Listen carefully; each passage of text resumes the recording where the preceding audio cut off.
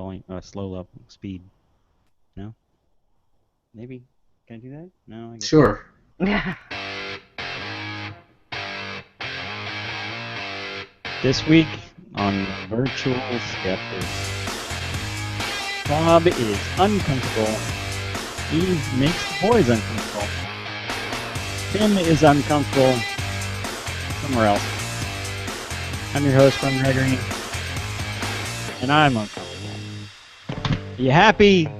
Bunch of uncomfortable people standing in a circle like a bunch of jackasses.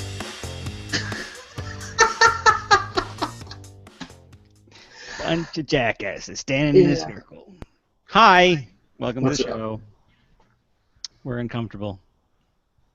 The world makes just lots of awkward pauses. Yes, gonna be plenty of them tonight.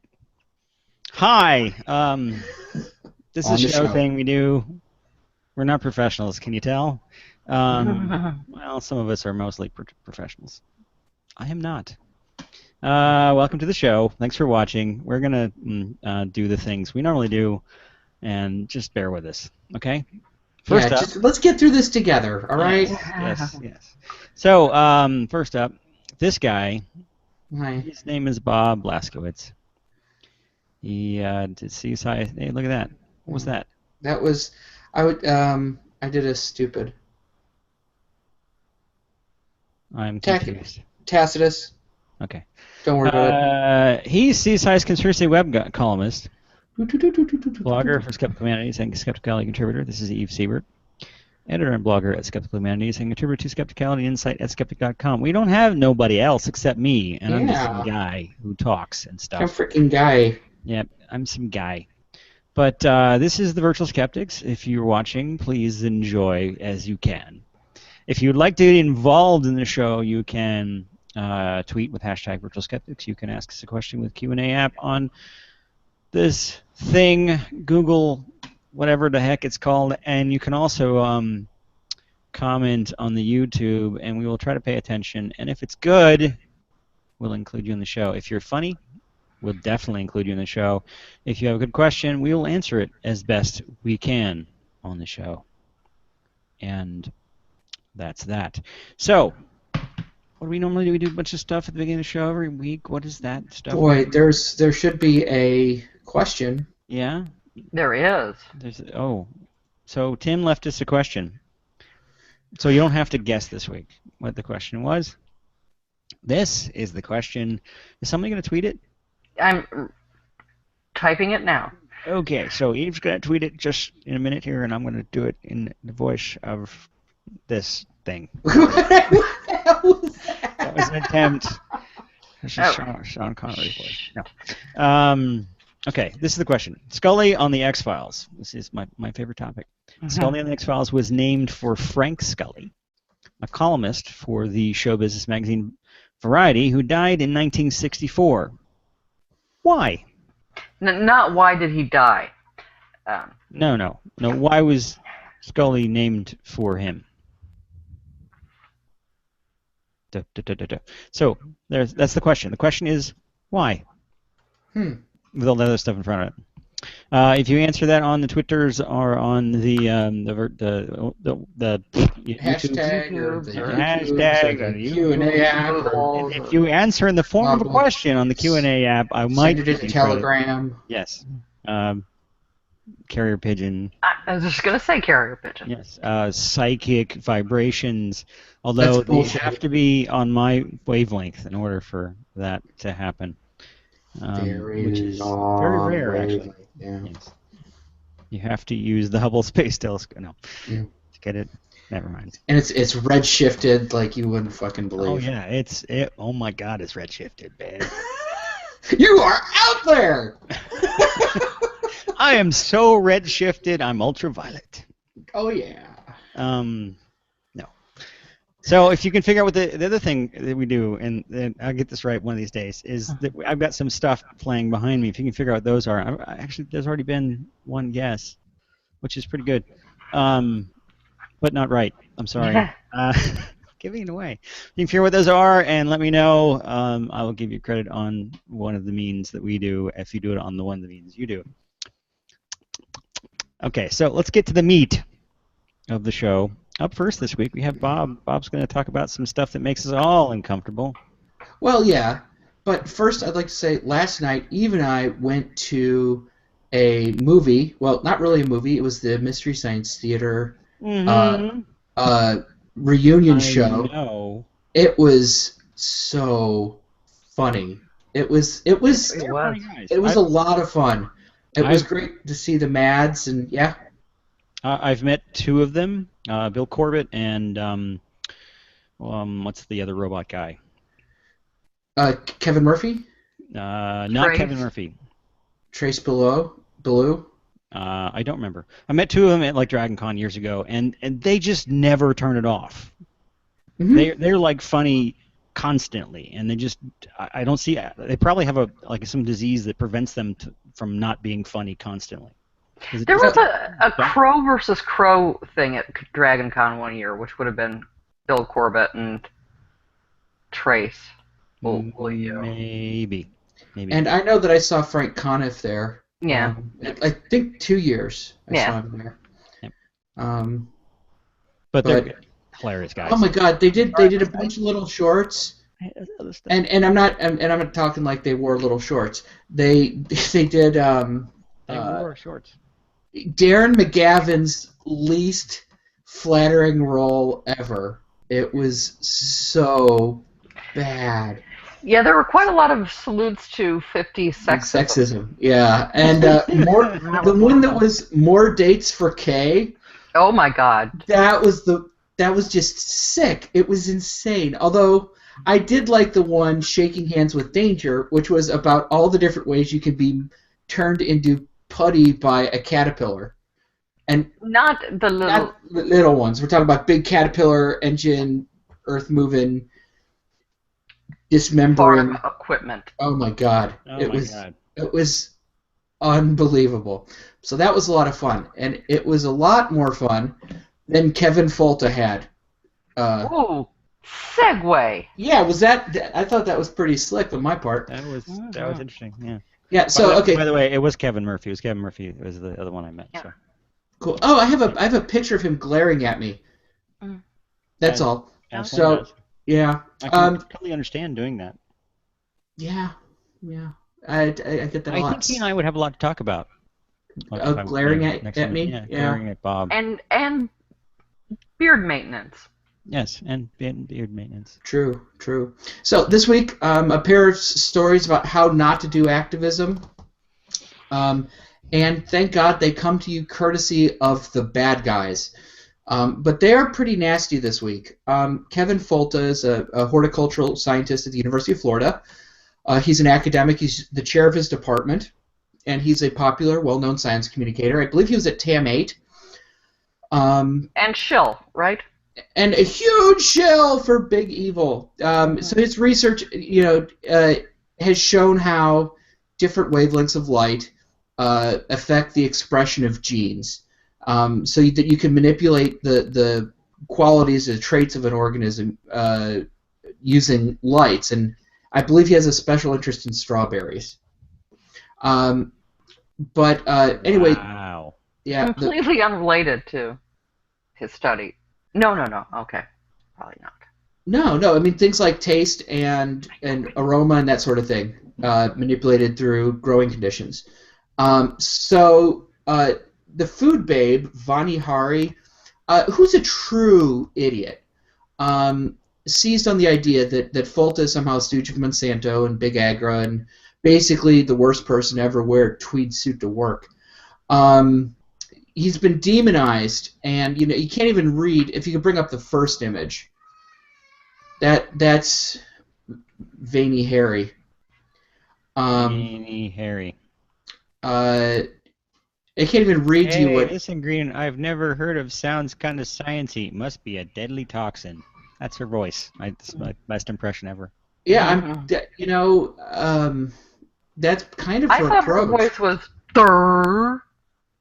Oh, yeah, I didn't. I tried for the derb. I was My like, I'll try favorite again. story about her is the one Is it where the airplane? the airplane, where she's sitting at the back of the airplane and she's complaining about how the oxygen is being used by the, pilots up front, and how she's so mad that she has to breathe something that's like 70% nitrogen, and you're just like, I can't believe that you're famous, you know. And then she made that post disappear from the internet. Which you can't do that. She can't. She tried. She made it so it's not on archive, right? Yeah, she put Yeah, some sort it's of Back. bot blocker or something. Hmm. Okay. So Mike Adams has said some awful stuff about him. So he must be doing something right. Yeah, Vani Hari seems to have, in the last several months, decided to just basically spam him with FOIA requests. This is a tactic that you can see being used against climate scientists, basically to interfere with their research and to pry. And a lot of times it seems to be just harassment, and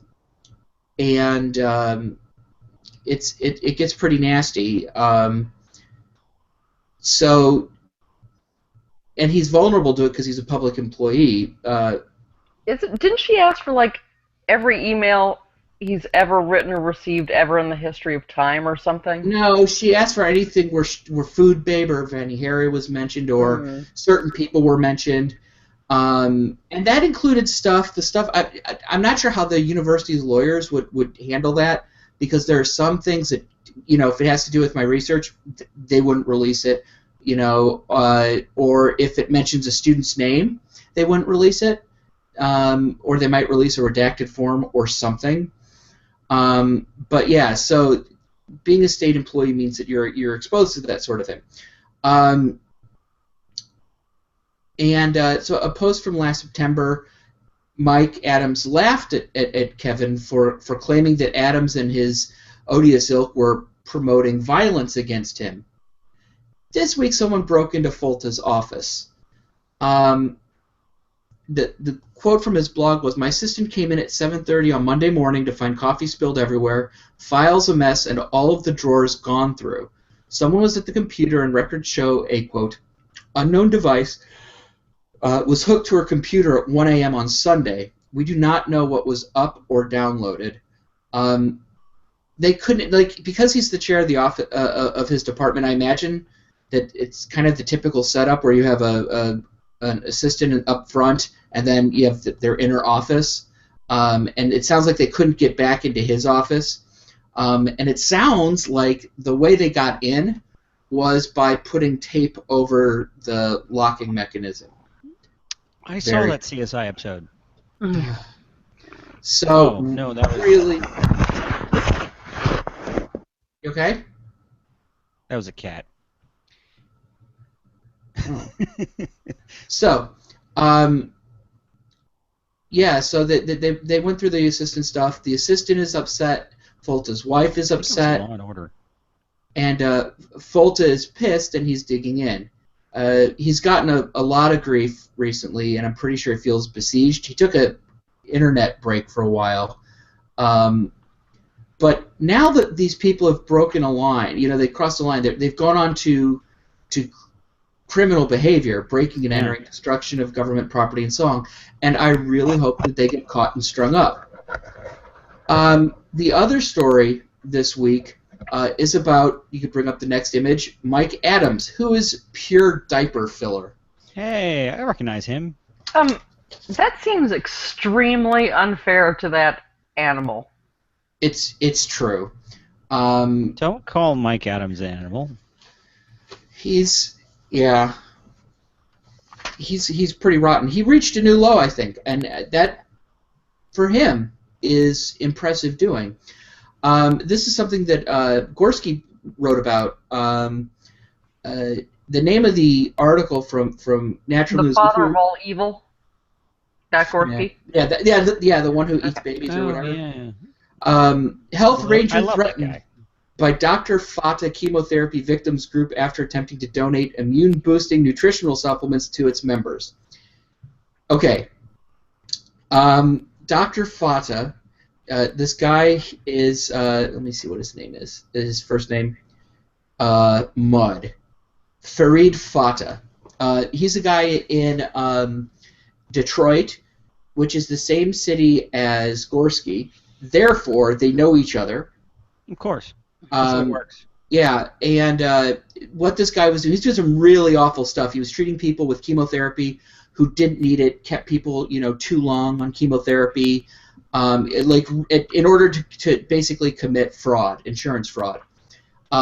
Really a monster, maybe killed people, and these people who at the lowest point of their lives, having or thinking that they had cancer, and being treated with this chemotherapy, and he just robbed them and tortured them. He's a true monster, and these people are they're his victims. They're a support group, and a Facebook support group, as best I can tell. When I went to follow up on this and to see who these people were, there was a group that had put a petition up for one of the hospitals he worked at to release the patient files to the relatives immediately, because they needed to know whether or not these people were treated appropriately. And that was, where you could find the name of the group, the Patients and Families Treated by Dr. Fata. And then there was also a Facebook group. Mm-hmm. The health ranger claims that he, quote, over the last 8 weeks since announcing my nutrition rescue donation program, myself and my staff have been repeatedly and persistently attempting to donate over $20,000 worth of non-GMO, laboratory-verified vitamin C, non-GMO vitamin, okay. I don't understand. Laboratory verified. Yeah, to victims of Dr. Farid Fata, and they don't want it. So once they say no, if this even happens, because the thing with Mike Adams is that he's not afraid to make shit up about anything, about people. He lies, and about anyone. Without conscience. Yeah. Perhaps to clarify that he has, over the past month or so, continually tried to associate Gorski with this. Gorski's with Fata, yeah. Yeah, and so there's no real connection. I mean, no meaningful connection. And all the stuff is well, the thing is, he goes straight to their psychopaths. Right? That's his go-to, is that they're total psychopaths, and attacks them. And there was one. Anybody who disagrees with him is criminally insane. Clearly criminally insane. I know. And when you read this post, the original post, mostly now, can you imagine why the Fata people would be leery of Mike Adams? They've been burned by a doctor, much less this con man. We have. And then the way that he's used Fata in the past to flog other people who are unrelated to it, he's not clean. He's not the person you want to get involved with, because he's awful in every conceivable way. And why does he think, anyone in particular would want a bunch of what he claims to be vitamin C? Right. He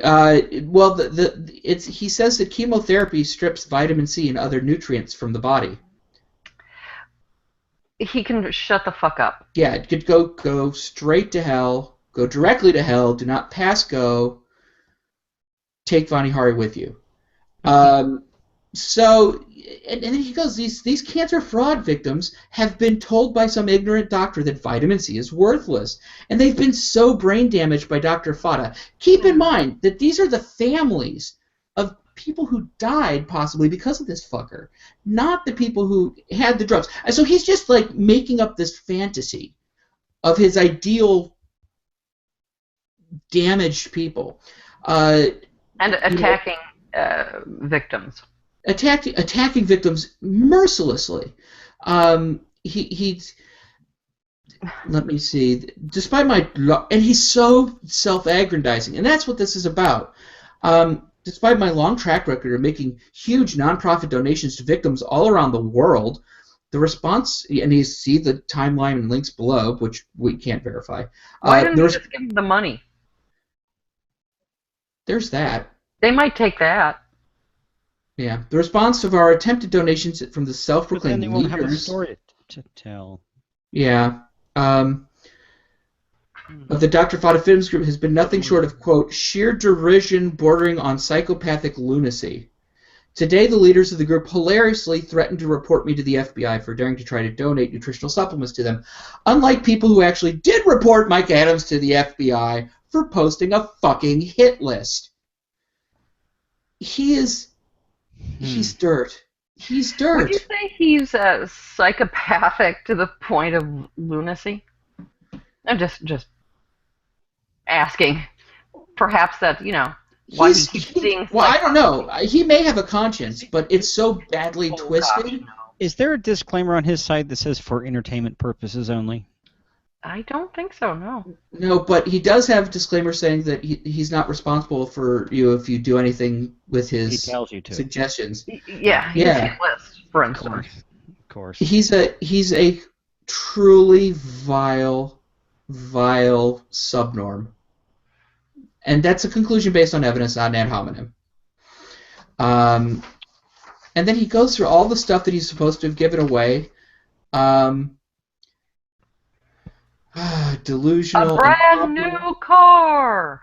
No? No, sorry. Didn't do that. And do you know what was really gross? Was the people who were in the comments like, you are so right, these people are so brain damaged. And, you wonder if someone is, like, this much of a shithole,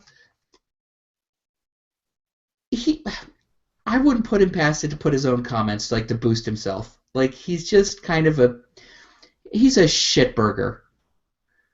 With pickles. Ew.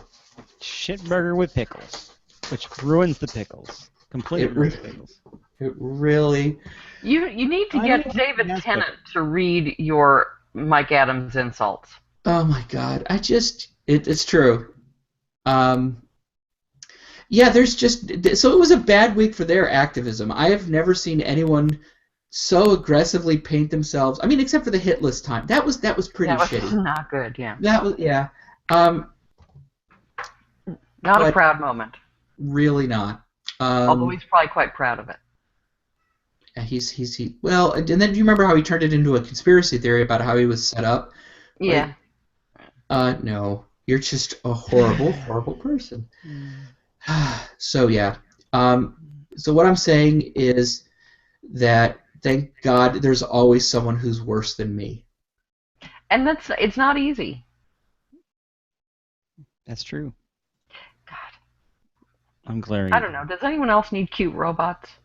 No, because you're next. Am I? Oh. Wow, Change what that. a rotten segue, Eve. Hey, I Cute wrote the robots go order. last. Brian was supposed to be next. So. It's funny. While you were talking, I just got an email from, let's see. I don't know who this person is, but it is an announcement for an event coming up near me in Gambrills, Maryland, which is pretty close to where I am now, on October 22nd. Okay, I'm just gonna have to read this because it's not relevant, but I'm gonna read it anyway. Contrary to popular opinion, UFOs can be studied scientifically, and a renowned scientific ufologist, Rob Switek, I think, will be again appearing at the Mysterious Mysteries of Space and Sky conference, which I'm not going to announce anything else about it. But wow, I You get heard it shit here in the last, mail. folks. Wow. I get shit in the mail. Mm. So, on that related note, why do you make all the boys uncomfortable, Eve? Because castration. Ah, Ooh. that certainly makes me uncomfortable. Yeah. Today in Weird Science, researchers have dug up the bones of castrato mezzo-soprano Gaspare Pacchiarotti. Pacchiarotti. That's a mouthful. Yeah, and I'm going to have to keep Not saying anymore. They cut it off. Bazing! If you could bring up the first slide, that's Look, Gaspare right there. And they dug him up to study the effects of castration on the skeleton. Now, there is a long history of eunuch singers, but in Western Europe, particularly, men who had been castrated before puberty began to become popular in church choirs in the 16th century. Because of biblical admonitions against women raising their voices in church, women were not permitted to sing in church choirs, so they had to sort of find other ways. Mutilate people? Well, originally, and there are still all male choirs without any snippy. So you have boys can have beautiful, pure soprano voices, but their voices aren't very strong. They're not particularly mature necessarily, or that learned in music. And of course, their voices don't last very long. They're beautiful, pure soprano voices. Unaltered men can also sing in the upper registers, and some modern countertenors have really lovely voices without that screechy falsetto sound. Stand alive! Stand alive! Yeah, pretty much. Okay, sorry. But it sounds as if most men were singing sort of falsetto before the advent of the castrati. Men who've been castrated again before puberty have the vocal cords of a child and the lung capacity of an adult male. Which, you're talking about giving up something for your art. Yeah. Oh, most of them didn't necessarily choose it. Some did, but most didn't. Chose not to. Yeah, okay. Yeah. Although there are some recordings of at least one aged second-tier church castrati.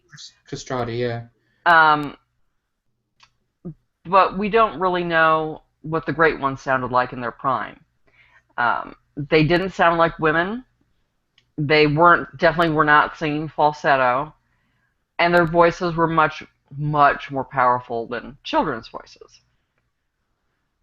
As I said, they start out in the church, particularly in Italy, but other places as well. But then they began to appear in operas pretty much as soon as opera was invented. Castrati were, as I said, particularly popular in Italy and in Italian opera. But early on, French churches had used them in church choirs, even though the French later evinced repugnance for the practice.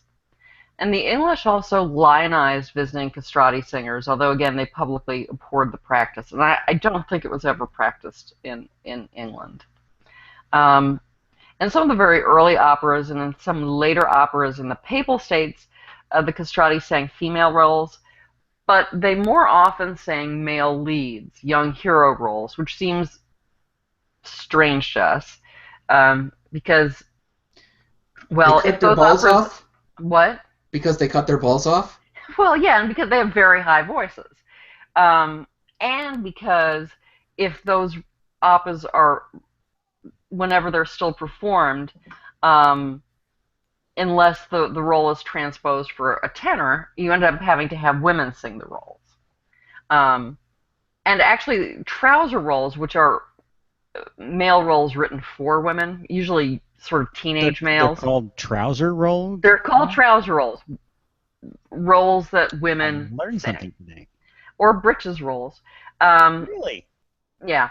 Those sort of grew out of the castrati tradition after the practice of having castrati sort of fell by the wayside. The tradition of sort of having a role where a male role sung in the usually contralto or mezzo soprano range. I'm reading the Wikipedia. I'm reading the Wikipedia on breeches rolls. Oh, okay. Breeches. Yep. Well, there's one in Also Marriage of pants Figaro. rolls. Yeah. Wow. And by the way, Mozart also, in one of his other operas, there's a castrato roll, though he also rewrote it for tenor. Anyway, during the height of popularity of castrati opera singers, a lot of boys were castrated. A lot of boys, mostly in Italy, including many poor boys whose families. I'm just a poor boy, nobody. I know, I just thought of but hoped that they'd make the family, make a fortune for the family, and would sort of either castrate their sons themselves, or send them off to basically sell them, to have them snipped.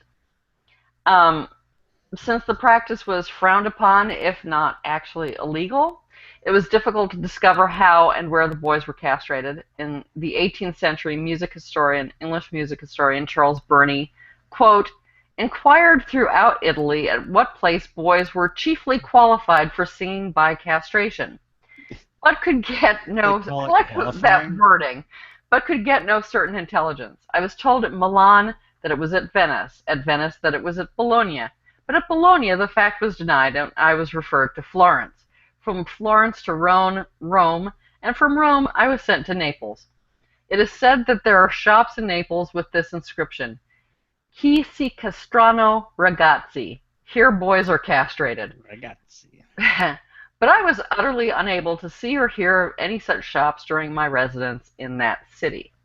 As they wanted it to be. Yeah. Many boys supposedly were said to have been the victims of unfortunate farming accidents, because again, they didn't really want to talk about it or admit that it was done. Some boys died during the surgery, often from whatever was used to sedate them. Yeah. Yeah. So it wasn't a particularly pleasant thing. And of course, most of the castrati did not grow up to have glorious voices and didn't become famous and didn't become rich. If they were lucky, they ended up in cathedral choirs, sort of second stringers. If they were unlucky, they had very little place in society. Some went into the church, but even that was problematic because technically, to take the vow of chastity, it has to mean something. So they didn't allow castrated people to. Really? Yeah. That's a dick to be move. ordained. Yeah. You're faster than me. But the most famous, the best castrati did in fact become very rich and famous, and they were very popular with the ladies, and with some men, although their sexual prowess seems to have been exaggerated. What happened to that guy on Game of Thrones? Oh, I don't know. I don't watch it, but I don't watch either, so. I can get better porn for free on the internet. I don't think he's involved in the porn. I don't think he'd be involved. Well, maybe. Oh, there's porn. Yeah. No. There is. Never mind, Bob. All right. Didn't think the castrato would be involved in the porn. Although, well, I think actually, But, I was reading something about that in the books, at any rate, after he was castrated, he did sell himself sexually. But, that's more than I wanted to know. Yeah. And that happened with some castrati also. Of course. But and some of the, well, apparently Sorry, they were, as I said, they were romantically successful, um, in some strange way. Uh, anyway, a few years ago, the remains of Carlo Broschi, or Farinelli, the most famous of the castrati, were dug up, but his skeleton was incomplete. Like He's Farinelli, missing one bone. no, Shut up, Bob. and it was studied, but it wasn't complete. So there was a limit to what they could discover from the bones. Like Farinelli, Pacchiarotti was very famous and admired during his day. He had a beautiful voice and apparently was a good and knowledgeable musician. He retired from opera in his 50s, though he still sang occasionally in church settings. And he died at the age of 81 in 1821. Both Farinelli and Pacchiarotti were quite tall, around 6'3". Men castrated in their youth are often very tall, with long, spindly legs, and apparently they're barrel-chested sometimes, which actually would work very well for singing opera. But they have long, spindly legs due to the delayed fusion of the long bones. Epiphyseal lines, if you can bring up the next slide, which show the fusion of the bones, are usually fused by the age of 23, and it's a hip bone, and invisible by 35, are visible on and supposedly visible here on Pacchiarotti's hip bone. And remember, he was 81 when he died. And epiphyseal lines were also visible on Farinelli's bone. Not one pin. Nothing. Okay. Both castrati also had osteoporosis. Pacchiarotti had several spinal fractures, and his arm and leg bones had quite low bone density. Now, both were old men when they died, but osteoporosis is much more common in postmenopausal women than in men. Castrati are more likely than other men to suffer from osteoporosis because of hormonal changes, which is also what happens to postmenopausal women, though in a somewhat different way. Interestingly, Pacchiarotti's occupation also left signs on his bones. The researchers, quote, discovered modifications in the insertion of 3 important respiratory muscles. And these are muscles that lift the ribs and aid in respiration and inspiration. So helped in the breathing process for producing a lot of sound, I guess. And modern opera singers have also been found to have similar changes in the same muscles. In addition, his neck vertebrae show signs of overuse. They were in very bad shape. And neck injuries and arthritis and osteoporosis in the neck are not unusual in the elderly of either sex.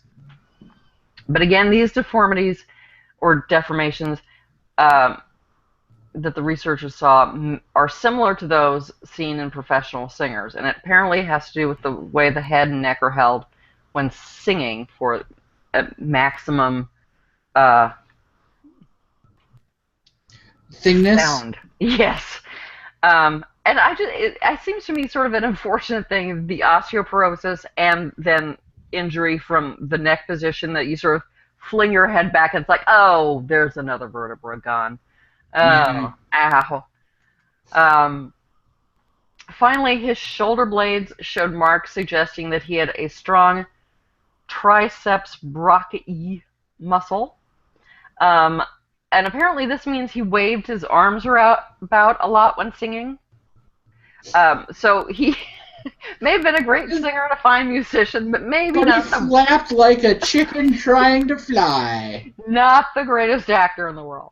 And of course, he was Italian, and according to stereotype, we know Italians sort of wave their arms around a lot. No, but not no. And you know, stereotypes have never steered me wrong before. But yeah, so apparently a lot of dramatic We're arm gonna waving. get so much hate mail from the Italians, Eve. Yeah, Oh my gosh. but waved his arm around when he sang. How do they know that was a singing injury? I don't know. They don't. The same I could mean, be asked about the if they got neck their thing freak on too. like that, how do they know it wasn't just sexual gymnastics injury or something? I don't know how much he got his freak on at all. I mean, his sexual desire would have been essentially nil. It's more of a social uh, desire from the point of view of the Mm-hmm. castrati. Um, so, what's the point in studying the bones of castrati, you may ask? Well, Pachyrotes is the first complete skeleton of a castrato ever studied. There's a lack of, and this is going to sound funny, but there's a lack of castrated skeletons in the archaeological record. Um, That's true. that's not because they don't exist, of course. Castration, for various reasons, has been a not uncommon practice throughout human history. So instead, it's probably because anthropologists and other researchers don't necessarily recognize the physical effects of castration on the bones. So this study and the study of Farinelli's bones may lead to better identification. Although again, there will be differences depending on when a person was castrated. The fusion or lack of fusion in the bones, I assume you wouldn't see in a man who was castrated later. But in the last couple months, I've sort of thought about things like this before, similar to this, because in the past few months I've read I a bit sleep with about my door closed, by the way. yeah, I read a bit about osteological sexing, partly in regard to the bones of supposed Viking warrior women, um, and also reading about the examination of Richard III's bones, which first they said they were male, but then when the osteologist was looking at them in her lab, she suddenly wasn't sure if they were male because some elements, including the pelvis, looked a bit female. Mm. And ultimately, she concluded he was male, and the DNA testing supported that. But I began to wonder um, about people with some sort of anomaly that we would identify as intersex. Um, and again, it's not common, but it's not that uncommon. According to Wikipedia, Klinefelter syndrome, which is XXY, Yeah. occurs in 1 in 1,000 births. And it may have very, very mild symptoms. So a man with Klinefelter syndrome may not even know, but it can also have um, more noticeable effects. And there are many other types of anomalies as well. Um, but they're not necessarily that evident on bones. So when osteologists sex skeletons, they're thinking male or female, understandably. But in some cases, the answer may be something else. So it seems to me studies like this may help anthropologists and osteologists better identify people who were unusual in some way, who didn't quite fit with standard binary notions of male and female. Hmm. Okay then. Interesting.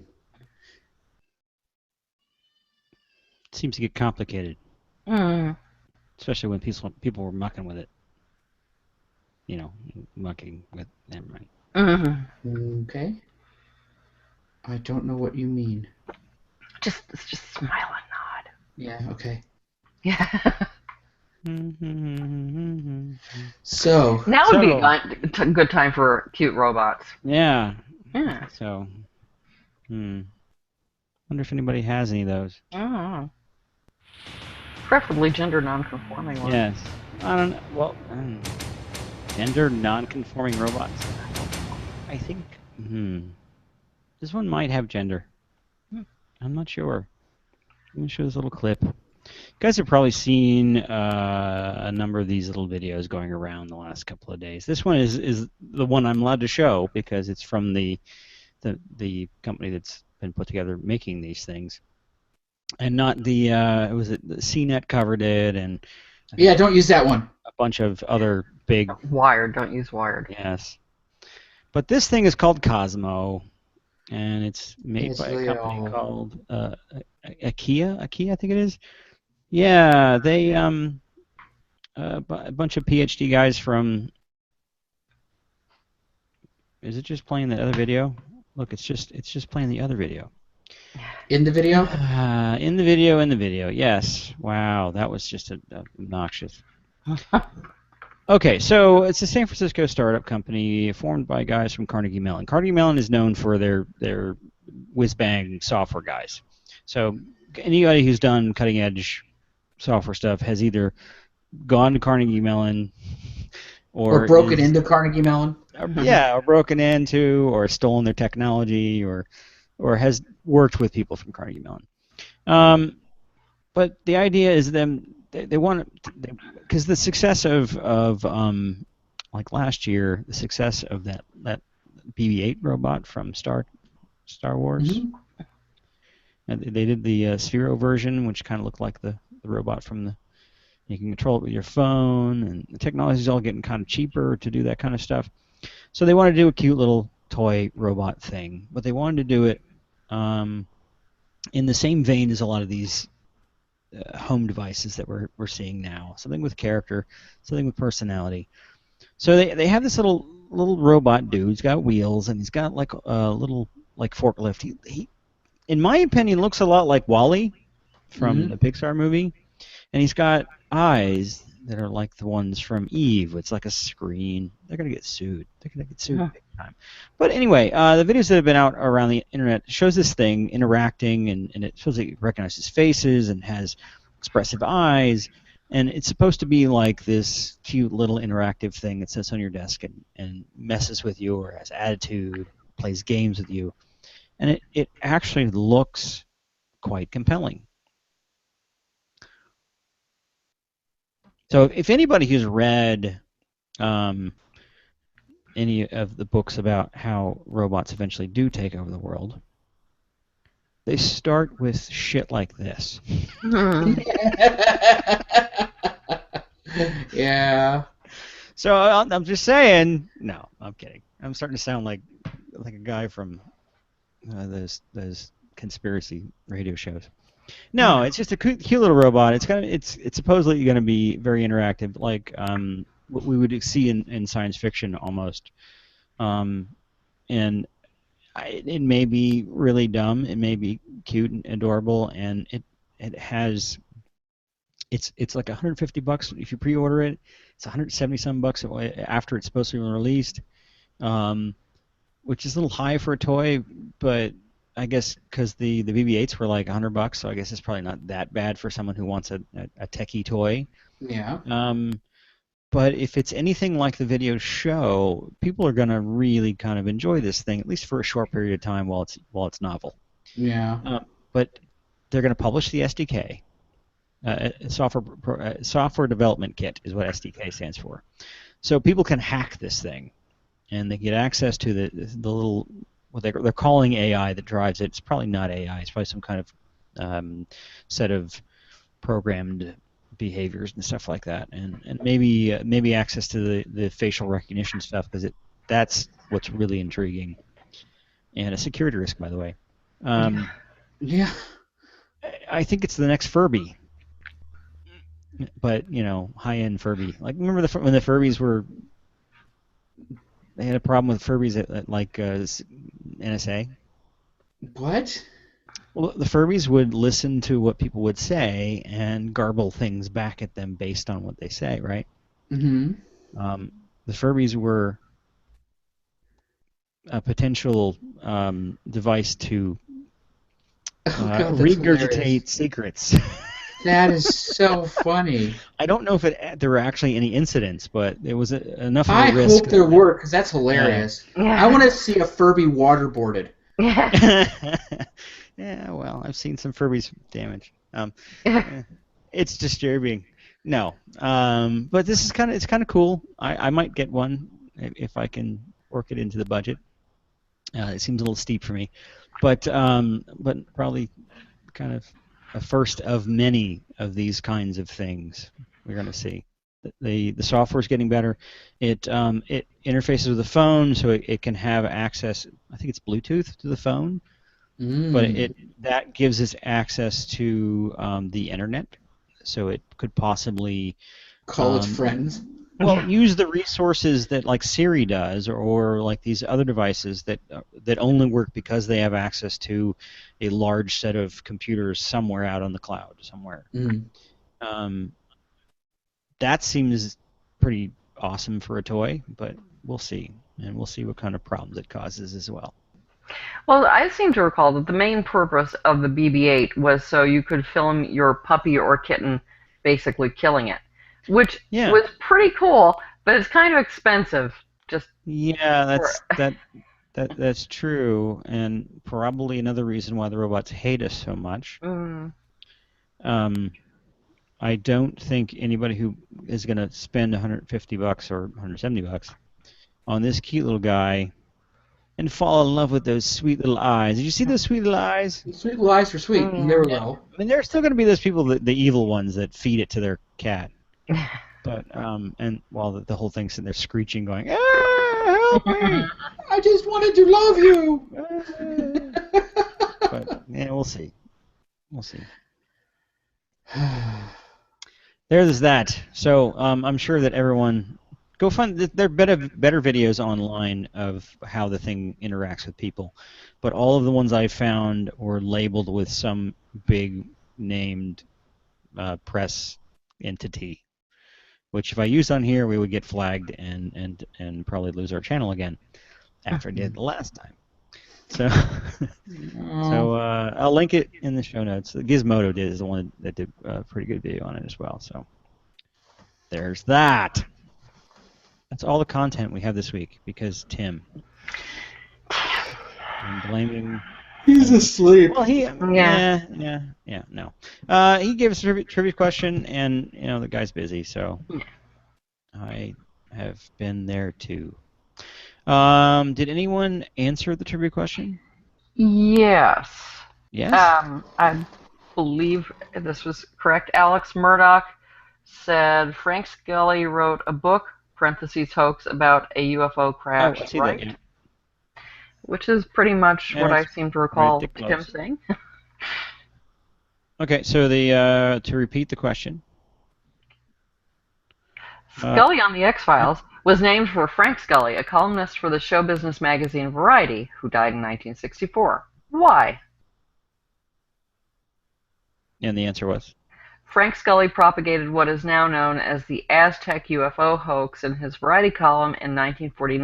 1949, wow. This was one of the earliest claims that dead aliens had been recovered from a UFO crash. Wow. Old school. Old school, man. Wow. That's cool. Frank Scully. Do you know that there's a reference to Psycop, which used to be what CFI and CSI were called when they were brand new in the first season of X-Files as well? Huh. There's I think Mulder gets captured at some military installation that was supposedly a UFO crash, and there's another guy in a cage next to him, and he's like asking him, "Are you from MUFON or Psycop or that other group?" No, he says, "Oh, that new group, Psycop." And a cool little thing that I noticed. So yeah, that's cool. That was a long time ago now. Yeah. Wow. Okay, the other thing behind me, there was one guess that one of the movie on the left was Videodrome or Flight of the Navigator. I've used both of those on the show before, but not tonight. Do either of you guys, can you see well enough to know what those are? No? I swear I saw Batman. Yes, you did see see Batman. Batman Movie, the one with the real Batman movie with Adam West? No. No. Damn. No, it was the campiest of the second group of... Okay, so this one over here is Batman and Robin. It's the one that has it's my favorite. It's Poison Ivy. Poison Ivy, yeah. Poison Ivy, but who's the Batman? It's Clooney. George Clooney. George That's Clooney's yes, and then Arnold Schwarzenegger as Mr. Freeze. It's wonderfully campy. I love it. The other one is the trailer for the new Batman versus Superman movie, which I'm about to watch because it finally came out on video, and I did not want to spend full price on it. And I haven't watched it yet, but it might be as bad as what everyone says it is. But I'm looking forward to Wonder Woman anyway because I heard she's awesome, and that's probably the only redeeming quality of the movie. I don't know. It's got Ben Affleck, which I won't hold it against him. He can't be anyone else. That's technically true, but yeah. And we got some announcements. You want to do the announcements, Bob? No. No, you don't have. I don't have them up. I did. Fine. I did a segment for Skepticality. That's in the announcements. Okay, Yep. that's an announcement. Go ahead. Consider it announced. I talked about So, history of regulation and, Yep. and stuff. Sweet. So Skepticality, go check it out. And yes, I reposted this on the Facebook group for Virtual Skeptics because we should put the stuff that we do or stuff that we think is related to the show. We should probably start putting that in like the Facebook group and on the Twitter feed, just so that people can not forget us during the week. But Eve did a talk at Balticon on shield maidens, which I haven't watched yet, but I'm going to. It's really interesting because I missed it at the thing. But it's NCAS did the Skep track at Balticon, and you guys did talks. Bob's has been up for a few weeks, and Eve's just went up, and go check it out. I don't think Bob's is up yet. I haven't seen mine not yet. up yet? Yeah. No. Oh, I thought yours has been up. No. Okay. Not as far as I know. Then well, But there his was, will be coming up in maybe with about a week. yeah, it was one of the other talks. Yeah. Smar's talk. Did he do a talk? Never mind. I will link to that stuff in the show notes, so it'll be straight and not the way it is in my head because my head is all over the place right now. But it's cool. Check it out. We got book time. Do book time. You guys have books? Book Yeah. time. I don't have a book. I'm gonna have to pull something out of the air. Okay. Why don't you guys go do your books? Ready, Eve? You do your Sure. book? Okay. Underneath the upper layers of paint, a damaged, though genuine, Italian painting of the Madonna and Child from the mid-1500s became visible. Read slower. Mm-hmm. Read slower. Oh, yes. Elizabethan and Jacobean painters did occasionally reuse old paintings done on panel for secular portraits, partly because panel itself was an expensive item. However, I'm sorry, I'm not going to read slow anymore. Clinching proof that this was not what happened in the case of the flower portrait emerged with the discovery through chemical analysis that blue pigment used by the flower painter was the synthetic French ultramarine, which is not available until 1828. The current consensus is that the portrait is the work of an artist of the mid-19th century, unknown, though evidently quite skillful. Okay, Bob. Do yours. Yep, the first medical device case tried in court under the Food, Drug, and Cosmetic Act of 1938 dealt with the electrete mechanical heart, the invention of a homespun philosopher in Peoria who aspired to be the, quote, the Aristotle of modern times. In Peoria? In Peoria. Okay. Okay, I think I found what I was looking for. We thought that it would be a laugh, Okay, so we were wrong. But you've got to understand that we didn't mean to do it harm. We certainly didn't mean to kill the old man. Oh, this is not the one I thought it was. Fine, I'll finish it. Oh, well. Around the fact everybody knows Mr. Normuma as a weirdo, a freak, such a tiny, twisted little troll. He shuffles around the work floor with his badly beady eyes behind round spectacles, pointed always to the floor, and he smells like old sweat. I hold my breath whenever I pass by his workbench. He is always sitting there working harder than anyone, and for less money, too. And I'm not going to go into this. Okay, I'll explain it when I tell you what it is. Go ahead. Oh, I'm looking for a mine. different one. Go. Portraits of Shakespeare by Catherine Duncan Jones, and the portrait she's talking about, the fake, is this, which is painted over a 15th century Italian painting in the 19th century. Oh, wow. Huh. Mine was American Health Quackery, the collected essays of James Harvey Young. This is what it looks like without a dust jacket, because dust jackets are evil. Dust jackets are... Why are dust jackets evil? They Nuts. fly around when you're trying to read, and it's just That sounds evil. It's so evil. I was trying to find, and yeah, this is... I've actually read from this book before, and it was because I kind of reference it when I talk. A book called Robo-Apocalypse, which one of a series that I really like. It was written by... Where is the cover? It was written by Daniel H. Wilson, who is a PhD roboticist, who also an author. He was interviewed on Monster Talk a while back. It was actually a pretty fun interview if you want to go check it out. Very smart guy, does a lot of his stuff he studied in school, and some of his writing is based on robots that mimic animals. So a lot of the weird robot stuff I talk about on here as well.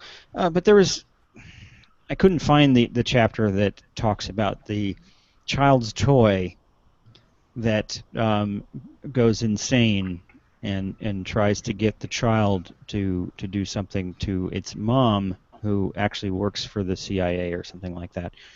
So it was like it was this insidious child's robot toy that was actually trying to do espionage, which was related to what I talked about today. So it's a cool book. Go check it out. I liked it a lot. And there's at least a sequel. I don't know if it's a trilogy yet, but there's at least a sequel. And is that everything? That's what I got. That's what I got. Is there any more cats, maybe? I don't know. Yeah, no, they're sleeping now. Oh, it was nice to see the cats on the show. Thank you all for watching. I think we're done. I'm going to put the logo up and start the music and read the scrawl right now. Virtual Skeptics is an introduction of What'sTheHarm.net, Skeptical Humanities, myself, ICBS Everywhere, and Downful News. The logo is designed by Sarah Mayhew at SarahMayhew.com, and our theme music is written by Musicant and used with permission. No robots were harmed in the making of this episode. Yet. Unix, however. Yes, lots of things. Were they running Unix? Oh, God.